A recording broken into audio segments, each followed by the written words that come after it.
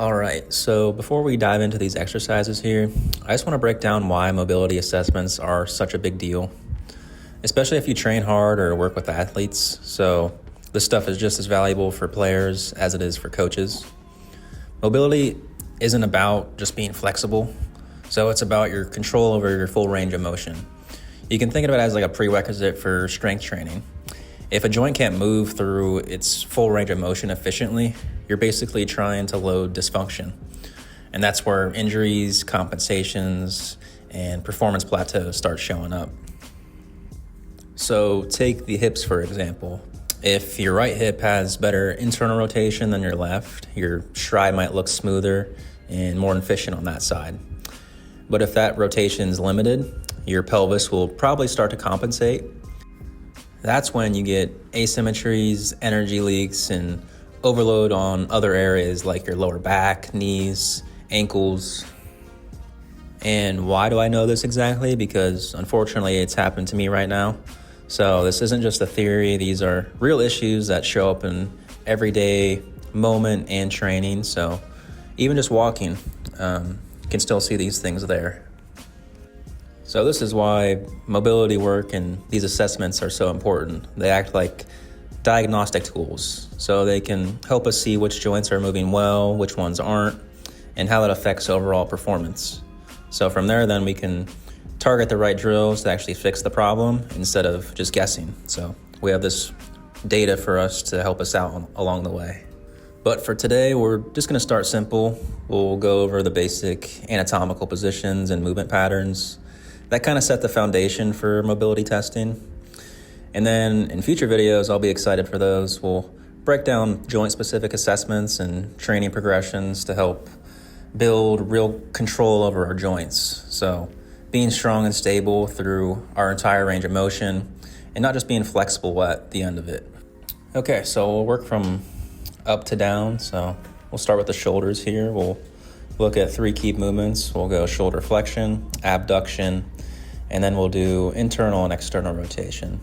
And then today is just to show how you assess these from a side view, which kind of gives you a clear look at how the shoulders are actually moving without compensations from the spine or ribs. And what I mean by that is when we say compensations, I mean when your body tries to make up for limited shoulder motion somewhere else, so like arching your lower back, flaring your ribs, or even shifting your posture just to get your arms overhead.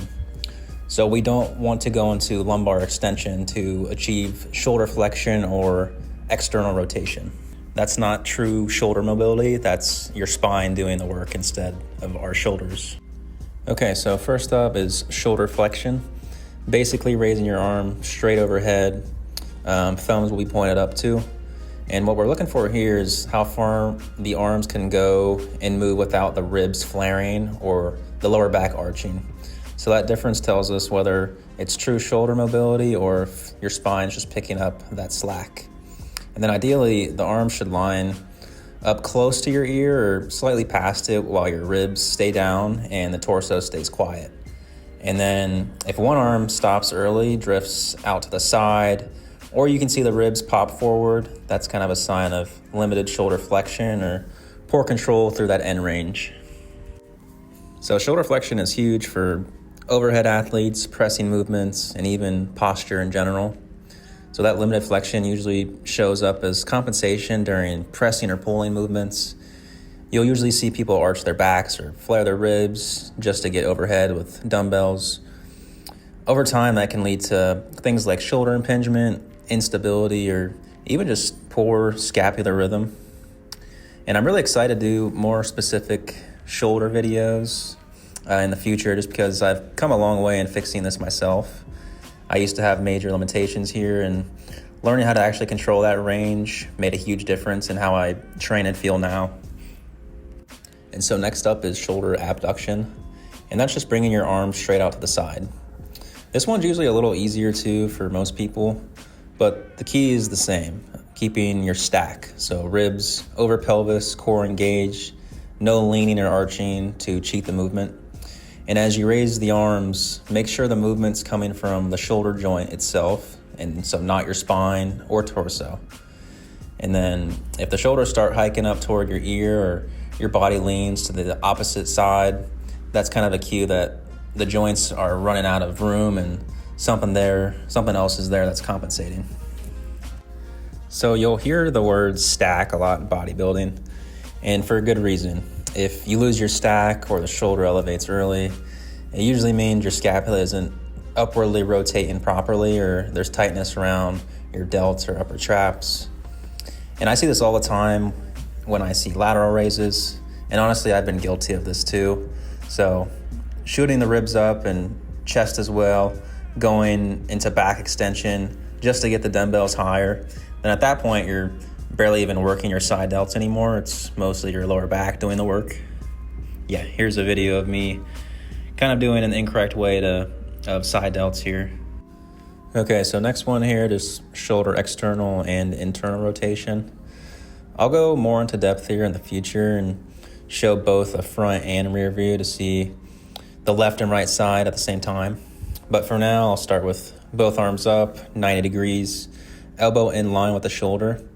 Then from here, rotate your forearms back to get into external rotation, and then forward to get into internal rotation. So make sure your elbows stay in place.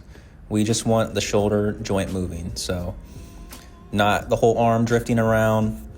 And the same thing as before, no arching through your back, no rib flare. And what we're looking for here is just smooth, controlled motion through the shoulder joint itself. And then again, if you have to shift, twist, or lean to get there, you're not truly controlling that range. You're kind of just borrowing it from somewhere else. So shoulder ER and IR, really important. Pressing, throwing, and especially important in those overhead athletes, so like pitchers, because they rely on clean, controlled rotation to keep the shoulder stable and powerful through every throw. So imagine what poor internal and external rotation can do for a pitcher who's throwing 80 pitches a game. So if you can stay stacked and control at the end range both ways, that's kind of a strong, healthy shoulder. And this is definitely a topic I'll dive deeper into later because there's just so much important stuff to cover when it comes to ER and IR. And it ties into performance, injury prevention, and just longevity in general. And so next up is elbow flexion and extension. Short and simple, but still important. Extension, just straighten your arm out, reaching your hand further away from your body. And then flexion, exactly the opposite, bending your lower arm inward toward your body. And so elbow mobility is going to be important in almost every sport. Throwing, pressing, swinging. So pitchers need it to generate velocity and release without elbow stress. And then, for example, lifters need it for stable lockout on presses, clean jerks, and snatches. And if that range is limited, again, the body compensates through right here, the wrist or shoulder. And that's when overuse or irritation starts to creep in. Okay, so we're going to work our way down here into some trunk mobility. Basically how well your torso can flex, extend, rotate, and side bend from left to right. So start by bending forward into flexion and reaching toward the floor while keeping your knees straight but not locked out. And then moving into extension, just slowly arching your back without jamming the lower spine. And then for rotation here, just crossing your arms over your chest and then rotate left to right while keeping your hips square. So notice how my feet are still in line facing forward. And then for side bend here, just slide one hand down your leg while keeping your torso in line. So no twisting or leaning forward. What we're looking for here is just smooth, controlled movements through the thoracic spine without the pelvis shifting or the low back taking over. So trunk assessments are super important because they tell you how well you can actually control your spine and not just move it. And I catch myself sometimes living in extension. So ribs flare, back is arched, and that's really a common pattern for athletes and lifters. So it might look like good posture, but over time it kind of locks up the core and throws off how you move and breathe. And yeah, right here, just me standing, you can notice how my ribs are flaring. Back is kind of arched into extension. And so in sports, this matters everywhere. So throwers need clean rotation for power transfer. Runners and lifters need trunk stability. And anyone who lacks flexion or rotation usually ends up overusing their lower back or hips. So being able to move and control through these ranges isn't just about flexibility. It's about balance, energy transfer, and keeping the spine healthy under load. Okay, so on to hip mobility, moving down again. One of the most important areas for athletes when it comes to movement efficiency and injury prevention.